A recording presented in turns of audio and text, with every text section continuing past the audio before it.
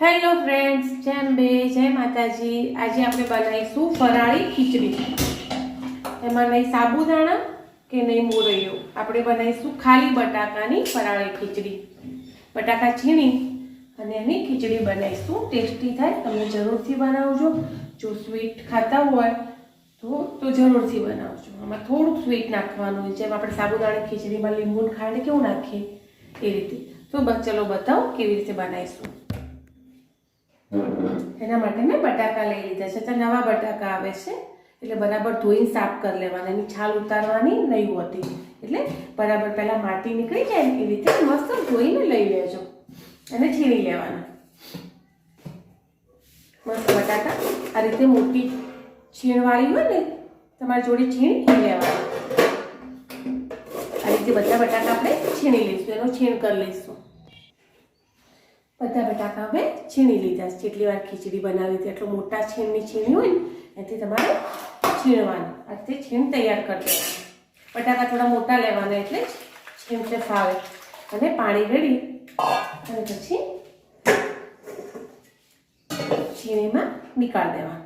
એક બાજુ આપણે ગેસ ચાલુ કરીશું। આ રીતે મસ્ત તમારે છીણ્યા પછી એક બે પાણી ધોઈ દેવાના। મેં તો એક જ પાણી ધોઈશ, કારણ કે મેં બરાબર ધોઈ લીધા। આમ તો છીણ્યા પછી ધોતા નથી, હું નહીં ધોતી, પણ જૂના બટાકા હોય તો, નવા બટાકા હોય ને એટલે ધોવું પડે, નહીં તો જેનો સ્ટાર હોય ને એનાથી ખીચડી લૂંધો થઈ જાય છે। એટલે આ રીતે ધોઈ લેવાના અને એ પાણી ફેંકી દેવાનું। ચલો તો આપણે એમાં તેલ મૂકી દઈશું। પતળી કઢાઈ છે થોડી। કોઈ દિવસ તમે બનાવી નહીં હોય, પહેલી વાર હોય તો બરાબર જોજો, બનાવજો। બહુ ટેસ્ટી લાગે છે, ખરેખર મજા આવશે ખાવાની। એમાં આપણે જીરાનો વઘાર કરીશું। તે જે રીતે નોર્મલ શાક વઘારતા બટાકા તમે સાબુદાણાની ખીચડી વઘારો ને એ રીતે એટલું લેવાનું। આમાં પણ જીરાનો વઘાર થશે।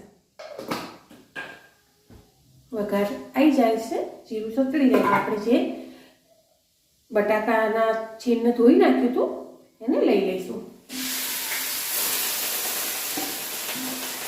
એને હળદર નહીં નાખવાની, ખાલી મીઠું અને મરચું જ નાખવાનું। આ રીતે એને તેલમાં હલાવી દેવાનું। આ છે આપણી બટાકાની ખીચડી બનાવવાની પ્રોસેસ। જરૂરિયાત પ્રમાણે મીઠું નાખીશું અને મરચું નાખીશું અને એને હલાવી લઈશું અને પછી ઢાંકી દેવાનું અને ચડવા દેવાનું। એમ લાગે કે ચડી ગયું છે, અધકચરું નહીં, અધકચરાથી 80% ચડી છે એટલે પછી આમાં આપણે પીસેલા સિંગદાણા નાખવાના। સાબુદાણા કરતે બી આ ખીચડી બહુ જ મસ્ત લાગે, એકવાર તમે ટ્રાય કરજો। હવે એને આપણે ચડવા દઈશું ઢાંકીને। નોર્મલી આપણે તેલ લીધું ખાલી, પછી એમાં જીરાનો વઘાર કર્યો, છીણ નાખી દીધો બટાકાનો છીણેલો અને મીઠું ને મરચું નાખ્યું। બસ હવે એને 80% ચડવા દઈશું, ત્યાં સુધી આપણે સિંગદાણાનો ભૂકો તૈયાર કરીશું। લગભગ મારે 300 ગ્રામ જેવા મેં બટાકા લીધા છે, તો હું 250 ગ્રામ જેવા સિંગદાણા અંદર એડ કરીશ। તો આપણે સિંગદાણાનો અધકચરો ભૂકો તૈયાર કરી લઈશું। આ રીતનું આપણે સિંગદાણાનો ભૂકો તૈયાર કરી લીધો છે। બહુ કોઈ આમાં લાંબી પ્રોસેસ નથી। આ રીતે બટાકા વઘાર દેવાના, સિંગદાણાનો ભૂકો કરી દેવાનો અને 80% ચડી જાય ત્યારે પછી આ સિંગદાણા અને થોડી ખાંડ એડ કરી અંદર અને મસ્ત ખીચડી થઈ જશે ખાવા લાયક। લીંબુ નીચોવું હોય તો બી તમે નીચોવી શકો, અને તમારું ઈચ્છા ના હોય તો તમે ખાલી ખાંડ બી એકલી નાખી શકો અને એને તમે દહીં જોડે ખાવી હોય તો બી ખાઈ શકો છો। બહુ મસ્ત ટેસ્ટી થાય।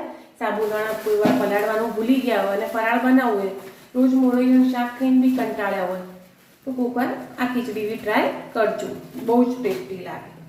ચલો આપણે એમાં મિક્સરમાં થોડી ખાંડ નાખી દઈશ। ખાંડ તમારી જેવી ઓછી વધતી તમારે જે રીતની ખાવી એ રીતે તમે એડ કરી શકો, પણ થોડું ખાંડ નાખવાની, થોડો ટેસ્ટ આખો ચેન્જ થઈ જાય।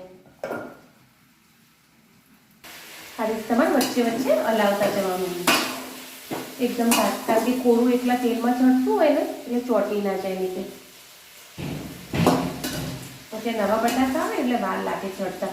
આમ તો આ ખીચડી જૂના બટાકાની જ સારી થાય।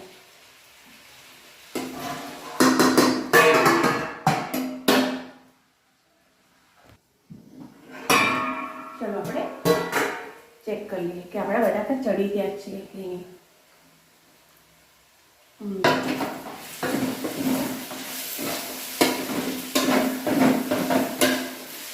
અંદર નીચે ચોટે તો ઉખાડ દેવા.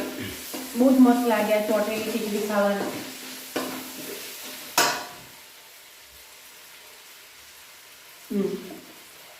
બટાકા થોડા ઘણા ચડી ગયા છે. આ આપણે દબાવવાનું એટલે આ સ્ટેજે આપણે અંદર સિંગદાણા નાખી દઈશું, જે મેં પીસ્યા હતા, અને ખાંડ નાખીશું 1 ચમચી.